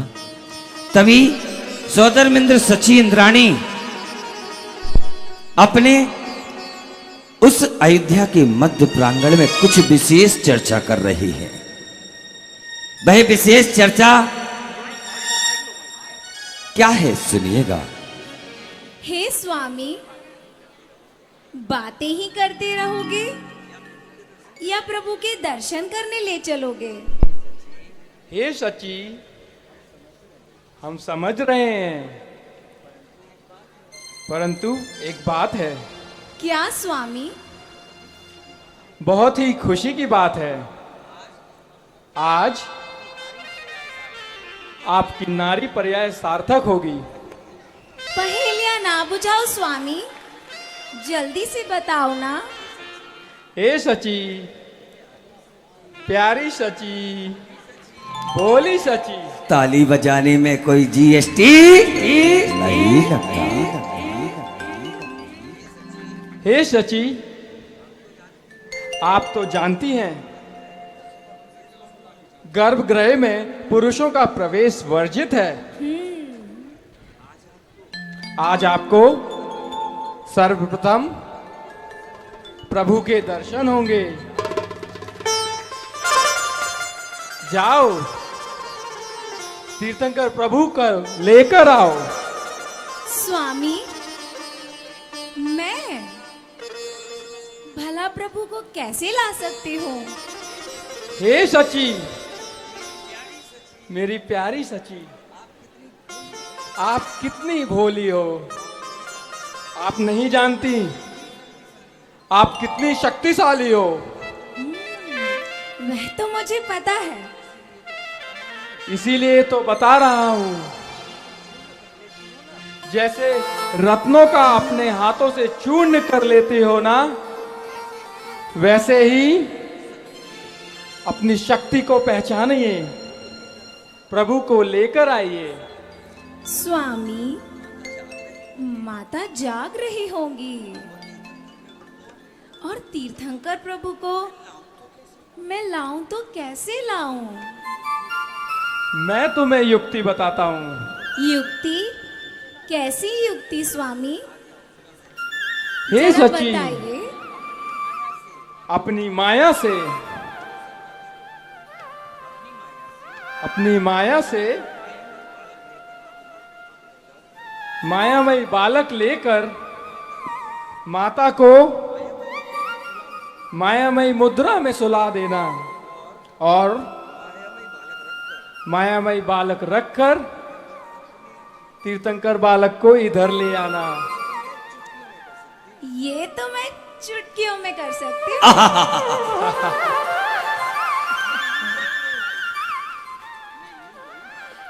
मैं यूं गई और यूं आई। हाँ हाँ हाँ सची, जल्दी आना। जरूर स्वामी। और सची, पता है आपको, महल बहुत बड़ा है। मैं एक गीत के द्वारा उसका बखान करता हूँ। जहां आपको लगे कि तालियों की आवश्यकता है इस दृश्य को देखने के लिए। ये सौदरमिंद ने नहीं कहा था सची से कि महल बहुत बड़ा है, गीत के द्वारा बखान करता हूँ? ये मंच कलाकारों की लाइनें हैं, नहीं तो आप कहो कि ये भी स्क्रिप्ट में लिखा होगा। उस समय सौदरमिंद ने कहा होगा सची से, माहौल बहुत बड़ा है, गीत के द्वारा बखान करता हूँ। इंद्रों के लिए कोई छोटा बड़ा नहीं होता, चुटकियों में पलक झपकते उनको जहां पहुंचना है वहां पहुंच जाते हैं। सौदरमिंद के द्वारा बताई हुई विधि के माध्यम से सची इंद्राणी जाती है धीरे धीरे बालक को लेने के लिए। अभी मैंने आपको कहा था, स्त्री पर्याय पाना है तो अपने दिल में दो ख्वाहिशें पाल करके रखना। एक, मैं तीर्थंकर बालक को जन्म दे सकूं। अगर आपके अंदर सामर्थ्य नहीं है तो दूसरी, हे परमात्मा ऐसी पर्याय को देना कि मैं तीर्थंकर जैसी दिव्य आत्मा का पहला दर्शन पा सकूं। दोनों पर्यायों से मुक्ति के रास्ते आपके लिए हैं। अगर तीर्थंकर की माता बन जाओ तो तीसरे भाव में मुक्ति पा जाओगे, और एक बार सची इंद्राणी बन जाओ तो वहां से आने के बाद मनुष्य मुनि और डायरेक्ट सिद्धत्व का रास्ता आपके सामने है। अपने अरमानों में, अपनी आकांक्षाओं की लिस्ट में इन दो चीजों के लिए और लिख करके रख लेना। या स्त्री पर्याय तो पाना ही नहीं, और पाऊं तो या तो तीर्थंकर जैसे पुत्र को जन्म देने वाली मां बनूं, या फिर उस तीर्थंकर का पहला दर्शन करने वाली सची इंद्राणी के रूप में मुझे कोई पर्याय प्राप्त हो। धन्यत्व है वो जो 100 के काल में 40 नील प्रमाण सची इंद्राणियां मुक्ति को पाती हैं, क्योंकि सौदरमिंद असमर्थ हो गया। जब वो आगे बढ़ने लगा, द्वार पर खड़ी हुई अष्ट कुमारी देवियों में से देवियों ने सामने दंड लगा दिया कि आप अंदर प्रवेश नहीं कर सकते हैं, क्योंकि गर्भगृह में पुरुष प्रवेश नहीं करता है। तब सौदरमिंद ने सची इंद्राणी को उपाय बतलाया, रास्ता बतलाया, और अपने स्वामी के द्वारा बतलाए रास्ते पर चल करके सची इंद्राणी गर्भगृह की ओर आगे बढ़ती है। और तभी देवराज इंद्र इतने हर्षित थे, प्रसन्न चित्त हैं। अब सुनिएगा, देवराज इंद्र अपनी प्रिय सची से, सची झूठी नहीं, सच्ची इंद्राणी से, इंद्रेश क्या कह रहे हैं अगला दृश्य। अरे धीरे से जाना महलों में और शची, धीरे से जाना महलों में। तालियां। धीरे से जाना महलों में और शची, धीरे से जाना महलों में।